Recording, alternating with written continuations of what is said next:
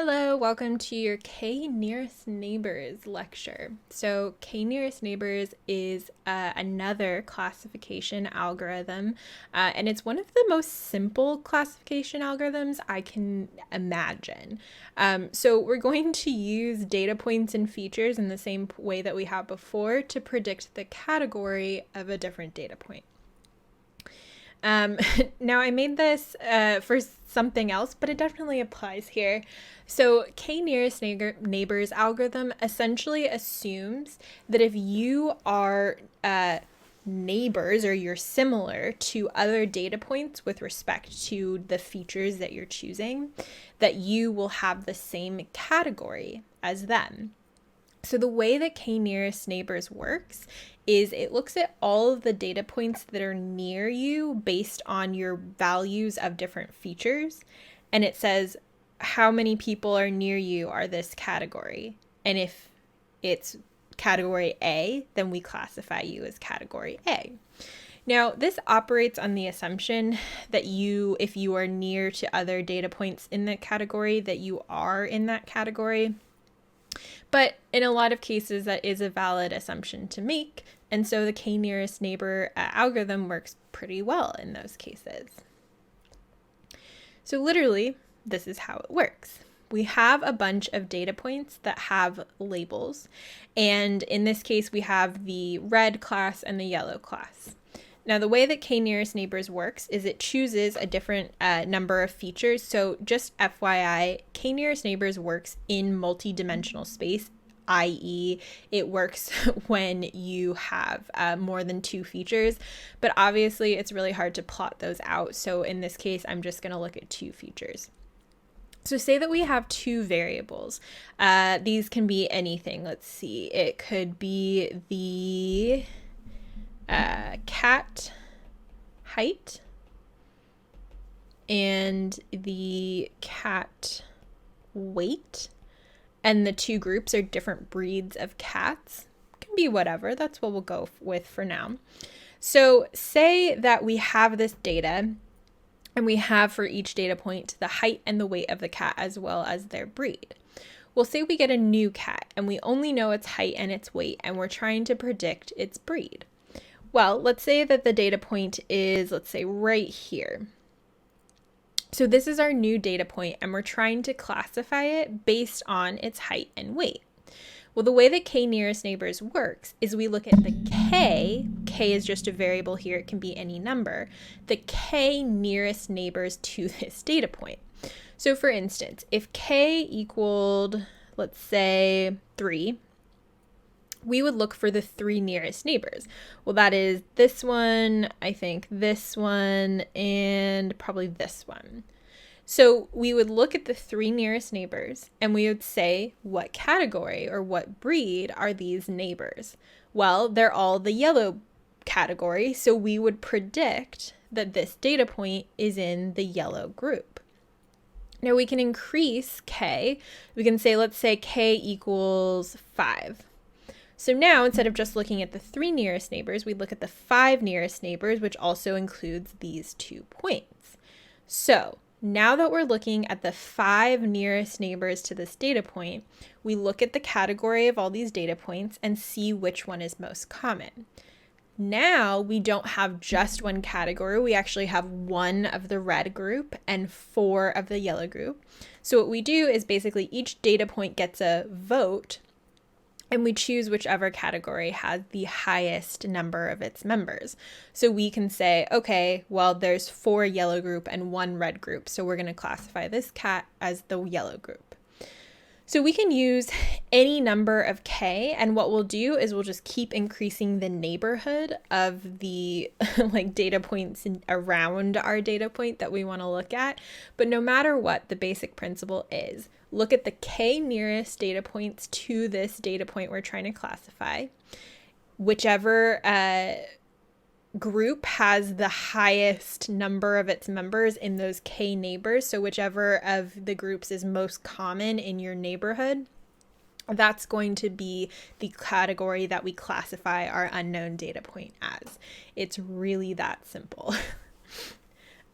So once we do these kinds of algorithms, obviously the categories are not always going to be so perfectly split apart.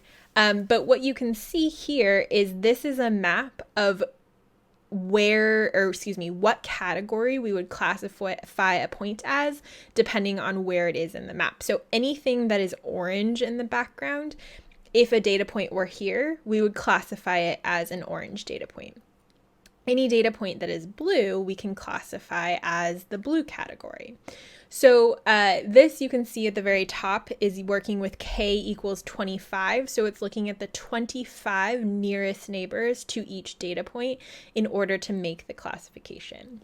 Now, one thing that's interesting, and we'll see a little bit more as we plot more of these out together when we are using Python to do this for us, is you can see that there's these weird areas that are kind of like raggedy, and basically it just shows us that in these certain little areas it happens that you would have more orange neighbors than you would blue neighbors.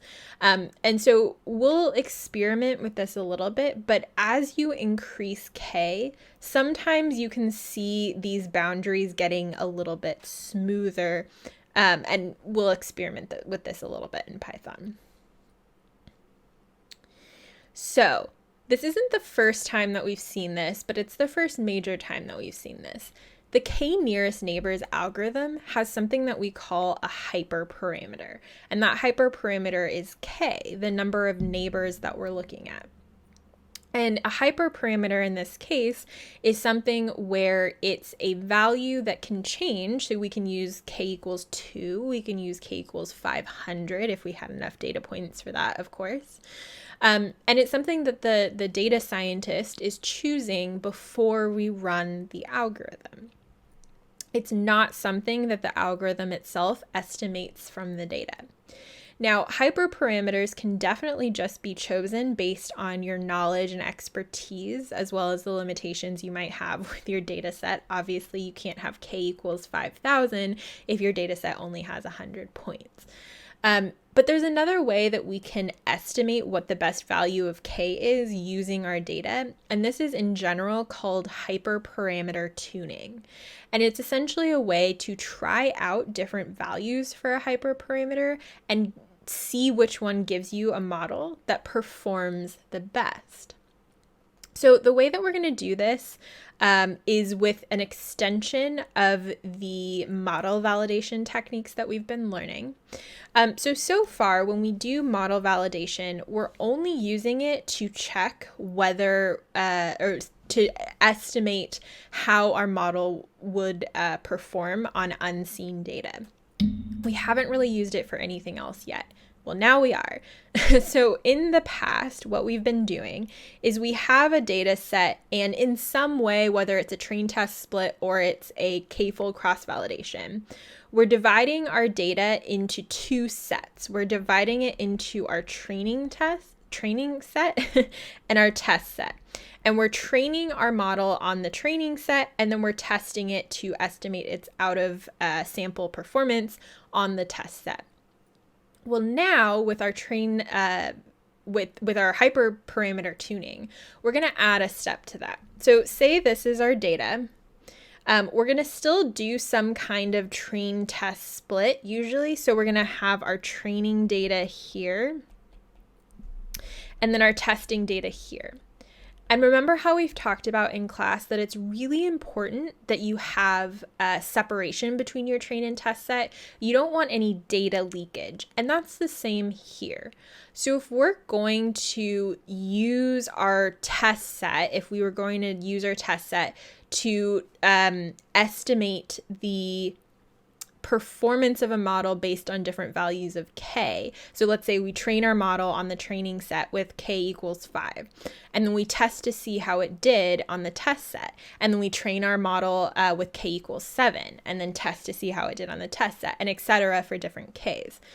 If we do that, we're letting our test set leak into our model because we're using it to make decisions about the hyperparameters that are used in our model. So what we do to avoid this is we make another split in our training data. So now we're taking our training data and we're going to make something called a validation set. And so this is essentially going to take the place of our test set when we're trying to tune our hyperparameters. So I'm going to use this here. So our test set is still going to be completely set aside. We will not even touch our test set until we know what our hyperparameters are and we've trained our model. So what this is going to look like is when we have our training data, we're going to split it into training data and validation data. And then when we're tuning our hyperparameters, we're going to train our model with different values for hyperparameters on the training set.